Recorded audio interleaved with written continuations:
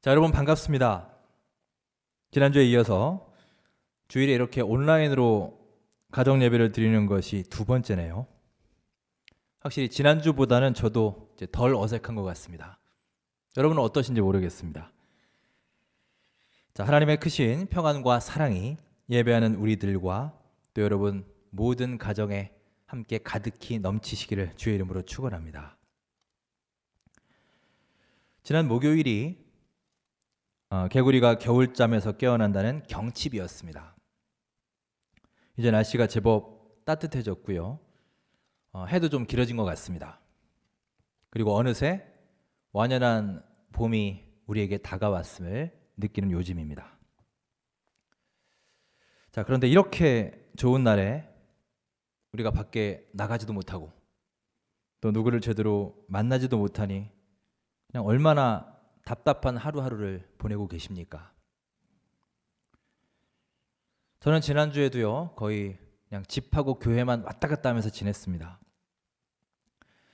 지난주 설교에 제가 교회만 있습니다 라고 말씀을 드렸더니 제가 괜히 말씀드린 것 같아요. 아무래도 제가 잘 못 먹고 지낼 것이다 라고 생각을 하셨는지 아주 여러분들이 한 주간 교회로 그냥 온갖 먹을 것들, 정말 그 비상식량처럼 그 먹을 것들을 많이 보내주셨습니다. 여러분들의 관심에 진심으로 감사를 드리고요. 저는 덕분에 잘 지내고 있습니다. 오히려 요즘 더 잘 먹어서요. 운동량을 더 이렇게 늘려야 되는 그런 지경입니다. 여러분들 얼굴을 제가 뵐 수 없기 때문에 오늘 이제 이 자리를 빌어서 이렇게 감사의 말씀을 전해드립니다. 코로나19로 인해서 매일매일 정말 많은 변화와 새로운 이슈들이 계속 쏟아져 나오고 있습니다. 여러분도 보셔서 아시겠지만 지금 마스크 대란이 일어나서요. 그동안 차량에만 실시해왔던 오부제가 실시가 됐죠. 마스크 구입 오부제가 다음 주부터 실시가 됩니다. 정부에서도 이제 가급적 대면 접촉을 하지 말라고 사회적 거리를 두라고 공식적으로 당부를 하는 상황이고요. 심지어는 며칠 전에 보니까 법원에서 재판을 화상으로 하더군요. 드디어 이제 원격 화상 재판이 이루어지는 그런 시대가 되었습니다. 저는 이번 코로나19 사태가 우리 사회의 많은 부분들, 정말 그동안 수면 아래 이렇게 잠겨있던 많은 부분들이 위로 드러나고 서로 같이 얘기할 수 있고 같이 반성하고 변화하고 개선할 수 있는 하나의 좋은 기회라고 생각합니다. 한 예로 우리 이번 사건을 통해서요, 신천지에 대해서도 정말 많은 사실들을 새롭게 알게 됐죠. 정말 매일매일 벗겨도 계속 새로운 소식들이 또 터져 나옵니다. 정말 교주부터 시작해서 신도들까지 도대체 어디까지 영향을 미치고 있고 도대체 그 세력이 어느 정도인지, 그리고 뭘 그렇게 숨기는 게 많은지 계속 숨어 들어가고 도망가고 아직도 그 실체가 다 밝혀지지 않았습니다.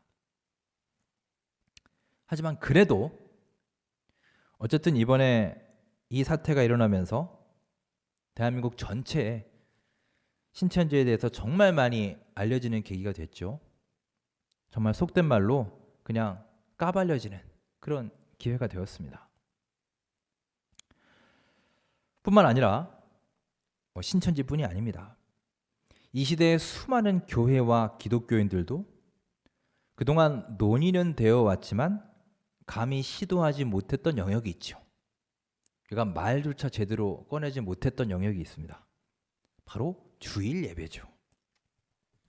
흔히 우리가 대예배라고 하는 소위 주일 11시 예배, 이 주일 예배를 이렇게 가정에서 드릴 수밖에 없는 상황이 되면서 자연스럽게 그렇다면 예배란 과연 무엇인가? 예배와 주일 성수의 올바른 개념에 대해서 같이 생각하고 얘기하고 뭔가 변화의 첫걸음을 내디딜 수 있게 되었다는 면에서 아주 큰 의의가 있다고 생각을 합니다. 자, 일단 저는 개인적으로 2주간 굉장히 허전했습니다. 자, 물론 교회에서 혼자 기도도 하고 말씀도 보고 뭐 하겠습니까? 하루 종일. 예, 찬양도 정말 목 터지게 하고 큐티도 하고 제 나름의 예배도 드리고 여러 가지를 하지만 여러분들의 얼굴을 보지 못하고 또 같은 자리에서 함께 교제하지 못하고 함께 찬양하고 함께 예배하지 못하는 것이 너무나 아쉽고 허전함으로 다가왔습니다. 어떨 때는 외롭더라고요.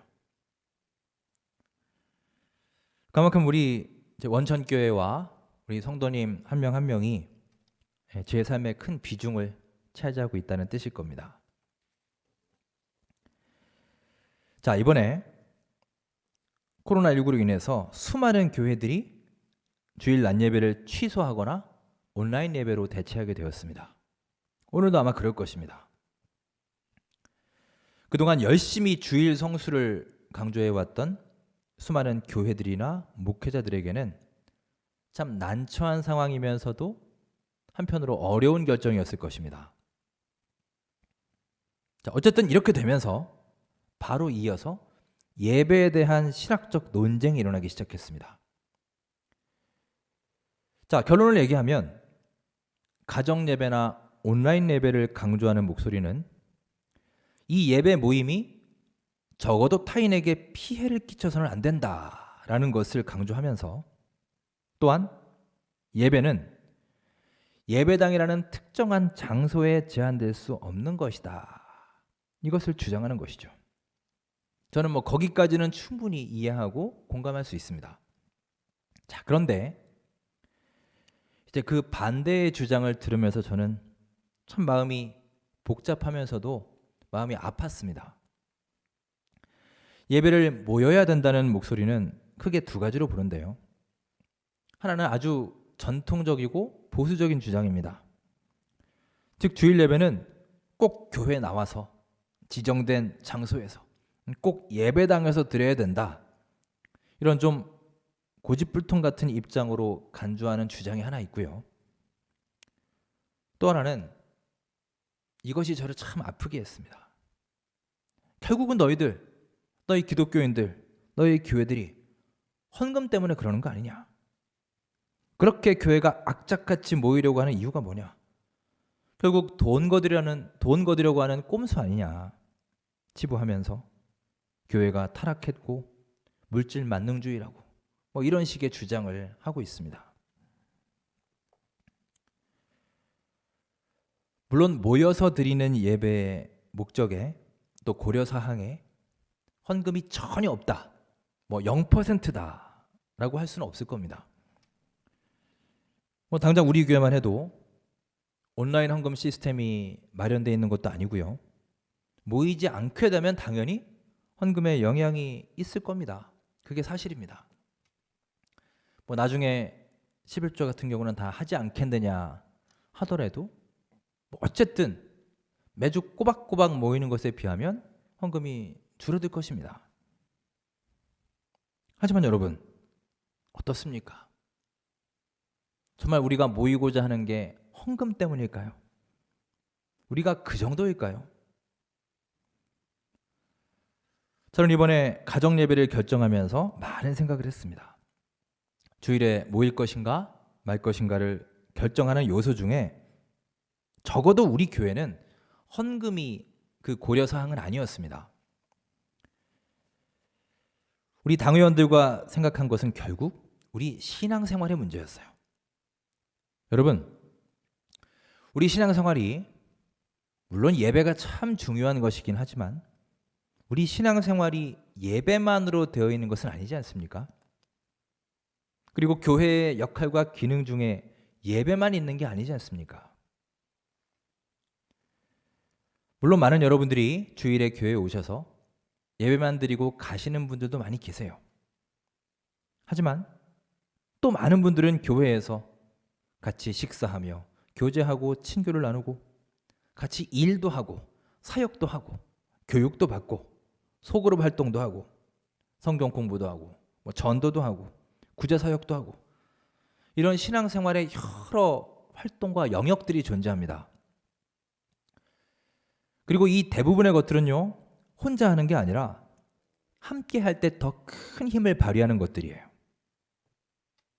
따라서 여러분, 우리가 보다 온전하고 건강한 신앙생활을 하기 위해서는 교회 공동체 모임이 대단히 중요한 것입니다. 혼자서도 전혀 할 수 없는 것은 아니지만 이런 균형 있는 신앙생활을 하기가 대단히 어렵습니다. 그래서 저는 생각했어요. 주일에 이런 자연스러운 여러 가지 것들이 올스톱 됐을 때 자칫 균형 있는 신앙생활에 좀 문제가 생길 수 있지 않을까 하는 생각으로 고민했습니다. 그리고 또 하나는 이런 사회의 위기 중에 교회가 더 본이 되어야 할 텐데, 그리고 최선을 다해 협력해야 할 텐데 교회가 걱정을 끼치고 걸림돌이 되어서는 안 되겠다라는 생각을 했습니다. 여러분, 이번에 우리 모두가 기억해야 될 것은요, 우리 교회는 주일 예배를 중단하는 것이 결코 아니라는 사실입니다. 평소와 같은 시간에 주일 오전 11시에 같은 예배 순서를 가지고 여러분 각자의 자리에서 우리 한 마음으로 함께 예배드리는 것입니다. 저도 지금 이 시간 아마 우리 교회 와서 본당에서 설교자의 입장이 아니라 여러분 같은 한 명의 예배자의 입장으로 함께 예배하고 있을 것입니다. 비록 몸은 떨어져 있지만 한 마음으로 또 한 뜻으로 함께 간절한 마음으로 하나님께 예배하고 있는 거예요. 이 위기의 상황이 속히 해결되어서 우리 모두 함께 영광되고 은혜 충만한 예배를 드릴 수 있는 그날이 속히 임할 수 있기를 간절히 바랍니다. 예수님과 제자들은 사마리아 지방을 여행한 적이 있습니다. 사마리아 수가라는 마을을 지나게 되었는데요. 예수님은 잠시 우물가에 앉아서 쉬고 계셨고요. 제자들은 먹을 것을 구하러 마을로 들어갔습니다. 마침 그때 한 여인이 물을 길러 나옵니다. 예수님은 그 여인에게 물을 달라고 청하셨고 그렇게 그 여인과 대화를 나누게 되죠. 자, 그러던 중에 예수님이 그녀에게 말씀을 하십니다. 무슨 말씀을 하시느냐? 바로 예배에 대해서 말씀하십니다. 즉 우리 하나님께 드리는 참된 예배가 무엇인가에 대해서 말씀하고 계세요. 유명한 요한복음 4장 24절에 보시면 하나님은 영이시니 예배하는 자가 영과 진리로 예배할지니라. 오늘도 제가 예배 시작 때 인용한 성경 구절입니다. 하나님께 드리는 예배는 무엇보다 우리의 마음을 집중하여 영과 진리로 드리는 예배여야 한다라는 것을 말씀하고 계세요. 여러분, 우리 하나님께서 이 시대에 필요로 하는 사람은 하나님께서 원하시는 것을 할 수 있는 사람입니다. 그리고 그 사람은 바로 하나님께 합당한 예배를 드리는 사람이에요. 즉 예배를 귀하게 여기고 예배를 통해서 하나님과 영적인 소통을 이루어가는 사람입니다. 이런 사람이야말로 우리 하나님이 무엇을 귀하게 여기시는지, 하나님이 또한 무엇을 기뻐하시는지 아는 사람이며 하나님의 그 마음을 느낄 수 있고 순종할 수 있는 사람이기 때문입니다. 오늘도 각 가정에서 또 여러분 각자의 처소에서 하나님께 예배하는 이 시간, 이 소중한 예배를 통해서 우리 주 하나님을 기쁘시게 하고 하나님께 최고의 영광을 올려드리는 귀한 주의 성도들이 될 수 있기를 간절히 바랍니다. 자, 그렇다면 영과 진리로 예배해야 한다라고 했는데요. 이 영과 진리로 예배한다는 것이 어떤 의미일까요? 오늘 본문에 나오는 영적 예배라는 말에 대해서 우리는 그 의미를 좀 더 자세하게 찾아볼 수 있습니다. 자, 본문 로마서 12장 1절 말씀을 우리 한 목소리로 다시 한번 읽겠습니다. 12장 1절입니다. 시작. 그러므로 형제들아 내가 하나님의 모든 자비하심으로 너희를 권하노니 너희 몸을 하나님이 기뻐하시는 거룩한 산 제물로 드리라. 이는 너희가 드릴 영적 예배니라. 아멘. 로마서는 총 두 부분으로 나눌 수 있습니다. 첫 부분 1장부터 11장까지는 구원의 교리에 대한 내용을 다루고 있고요. 뒷부분 12장부터 16장까지는 그 실천에 대한 내용으로 되어 있습니다. 즉 앞부분은 좀 이론적이고 뒷부분은 좀 더 실천적이라고 보시면 됩니다. 바울은 먼저 1장부터 11장에서 설명합니다. 우리가 구원을 받은 것은 우리가 율법을 잘 지켜서도 아니고 우리의 어떤 공로나 우리의 선한 행위 때문이 아니다. 오직 믿음으로 가능한 것이다. 즉 하나님께서 우리에게 구원을 선물로 주셨다라고 하는 구원의 교리에 대해서 설명합니다. 그리고 이제 12장부터는요. 구체적으로 그러면 하나님의 은혜로 구원받은 우리 성도들은 어떻게 살아야 할 것인가? 이 실천적인 생활에 대해서 말하고 있습니다. 자, 여기에서 사도 바울이 최고의 우선순위로 강조한 것이 무엇이냐? 바로 예배입니다. 하나님께 드리는 예배를 강조하고 있습니다. 자, 1절 말씀을 세번역 성경으로 읽으면 이렇습니다. 형제자매 여러분, 그러므로 나는 하나님의 자비하심을 힘입어 여러분에게 권합니다. 여러분은 여러분의 몸을 하나님께서 기뻐하실 거룩한 산 제물로 드리십시오. 이것이 여러분이 드릴 합당한 예배입니다. 우리의 생명을 대신해서 사랑하는 자기의 아들과 맞바꾸신 우리 예수님은요, 우리 하나님은요, 이제 우리의 삶 전체를 요구하신다는 거예요. 즉 이 말은 내가 너희를 위하여 내 사랑하는 아들을 주었으니 이제는 너희의 삶을 나에게 달라는 것입니다. 즉 죄를 떠나서 우리 하나님과 교제하는 삶, 죄의 편에서 하나님의 편으로 건너가는 삶, 이것이 바로 우리 주 하나님께 산 제물로 자신을 드리는 예배임을 기억하시기 바랍니다. 우리는 예수님의 십자가 사건 이후에 하나님께 예배하는 방법이 달라졌습니다. 자, 그 이전에는 어땠습니까? 제사장에게 짐승을 끌고 갔지요. 그래서 내 대신에 그 제물의 생명을 하나님께 드리는 제사였습니다.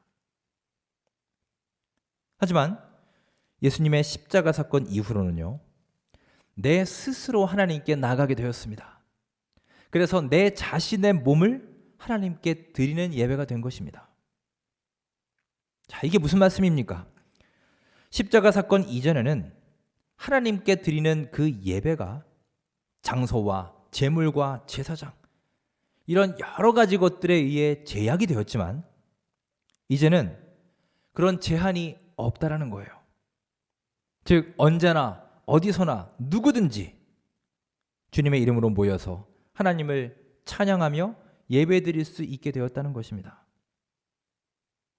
그러니 오늘 여러분의 가정도 또 지금 우리가 예배하는 여러분 각자의 처소도 모두 우리 주님의 이름으로 모인 거룩한 예배의 자리이며 또한 그곳에 뜨거운 성령님께서 임재해 주실 줄 믿습니다.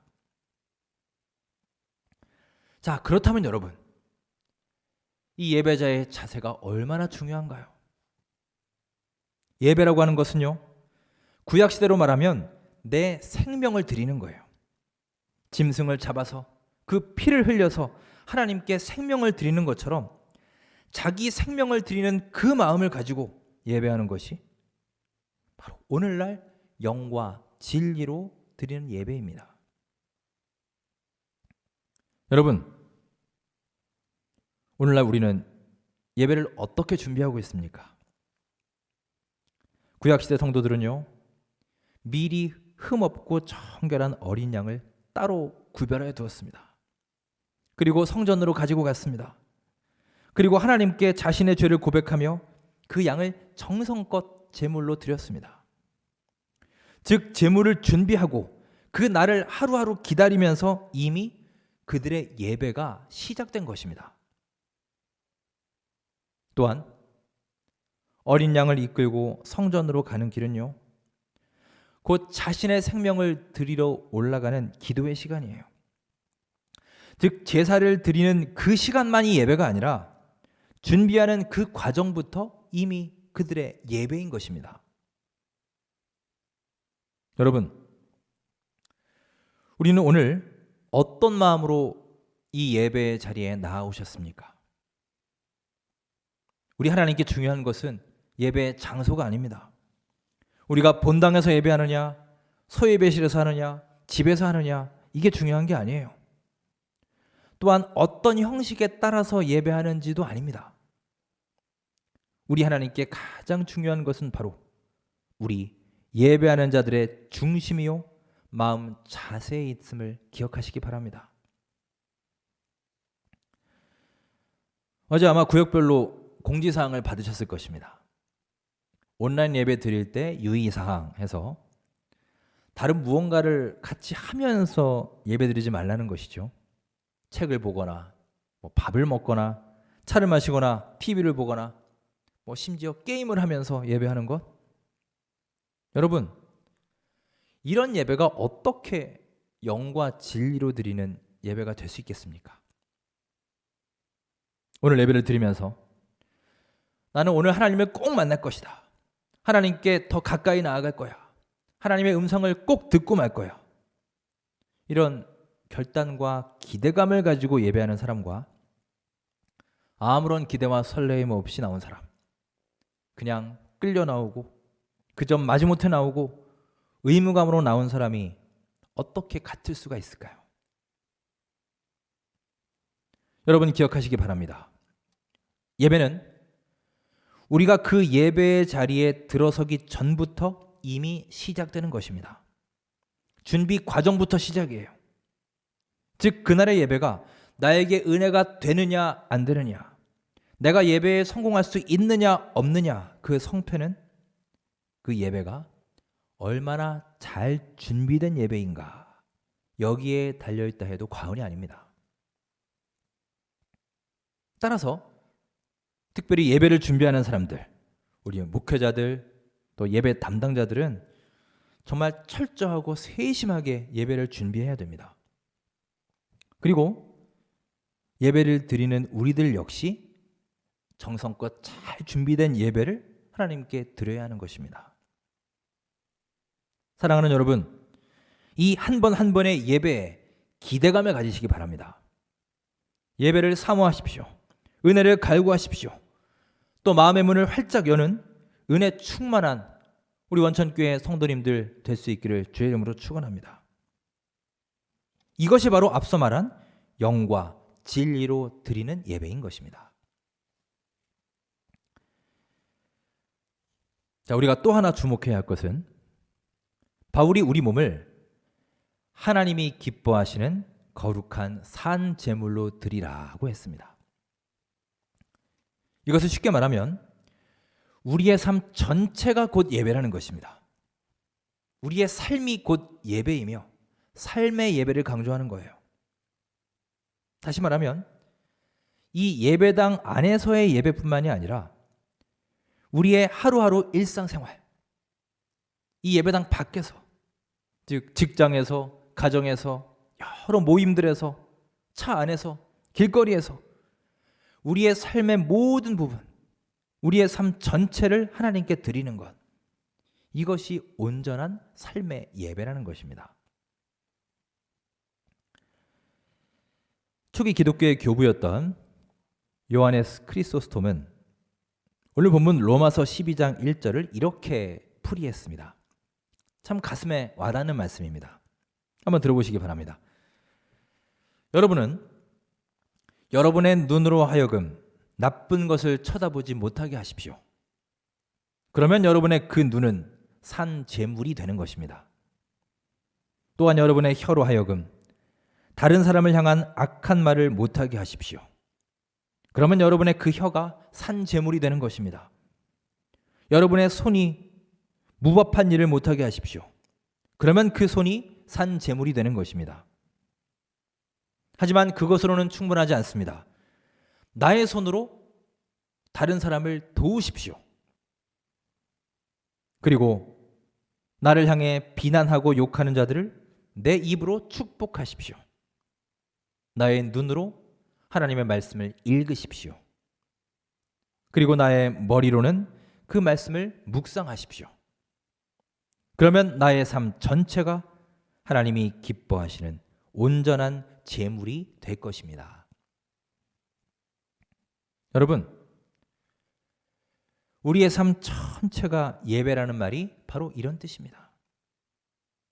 우리는 예배를 통해서 신앙의 열매를 맺어가고 하나님과의 사귐을 통해서 끊임없이 생명을 공급받음으로써 성령의 열매를 맺으며 살게 됩니다. 그리고 그렇게 하루하루 살아야 합니다.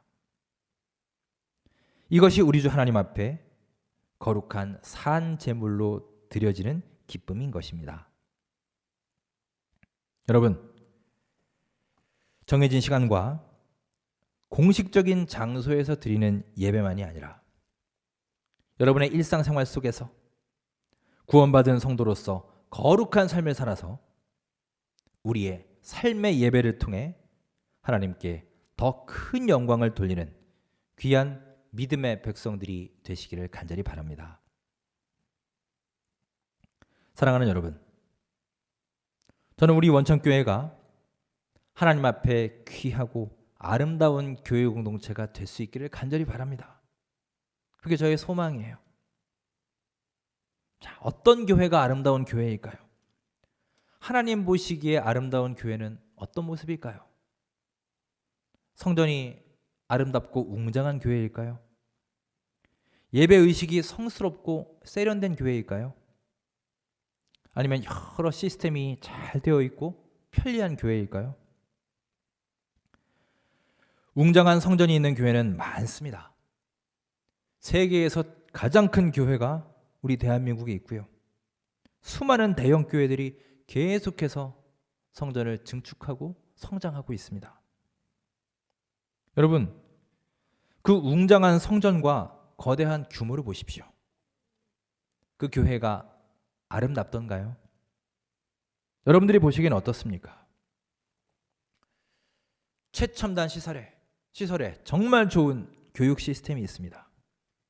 최고의 전문가들이 다 교회학교 교사로 포진되어 있습니다. 교육 전문가가 교사를 하고 현 방송국 관계자가 방송실을 하고 홈페이지에는요 정말 멋지고 잘생기고 예쁜 전현직 아나운서들이 나와서 교회를 소개하고 홍보하기도 합니다. 최고의 음향과 멋진 조명들이 있습니다. 부활절이나 성탄절이 되면 정말 보기만 해도 황홀해지는 그런 멋진 공연들로 특별 예배를 드립니다. 저도 그런 걸 보고 있으면요 그대로 거기에 빠져듭니다. 감탄할 때도 많고요 부러울 때도 많이 있습니다. 하지만 여러분, 우리 하나님이 원하시는 교회, 우리 하나님께서 말씀하시는 아름다운 교회의 모습이 꼭 이런 모습일까요? 여러분, 저는 오늘 여러분께 중요한 질문을 던져봅니다. 그리스도인의 아름다움이 무엇입니까? 교회의 아름다움이 과연 무엇입니까? 우리의 삶의 진정한 아름다움은 과연 무엇입니까? 여러분, 저는 그 아름다움이 바로 우리의 예배에 있는 줄 믿습니다. 예배가 살아나야 합니다. 영적 예배를 드릴 수 있어야 됩니다. 우리의 삶의 예배가 하루하루 회복되어야 합니다. 이 사순절 기간 동안 특히 코로나 바이러스로 새로운 패러다임으로 예배의 변화가 시도되고 있는 이때 우리 모두 예배의 회복을 이룰 수 있기를 간절히 바랍니다. 여호와 하나님께 진정으로 예배함을 통해서 우리 주님과 동행함을 통해서 우리 하나님께서 함께 하시고 하나님이 우리 안에 임재하실 때 바로 그 교회가, 바로 그 사람이, 바로 그 인생이 주님으로 인하여 진정으로 아름다울 수 있음을 믿으시기 바랍니다. 사랑하는 여러분, 지금 내 안에, 지금 우리 안에, 지금 이 예배 가운데 우리 하나님께서 임재하고 계십니까? 스스로에게 물어보시고 성찰하는 귀한 하루하루가 될 수 있기를 주님의 이름으로 축원합니다. 기도하겠습니다.